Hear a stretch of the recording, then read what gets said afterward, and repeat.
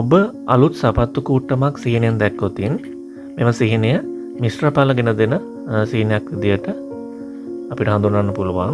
සුභාසුභ මිශ්‍රඵල ගෙන දෙන සීනයක් විදියට.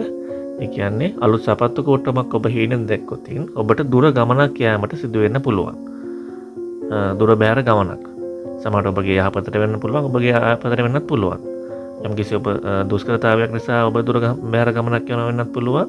නැත්නම් ඔබට යම්කිසි වාසිදායක දෙයක් ලැබෙන්න දුර ගමනක් යනවා වෙන්නත් පුළුවන්.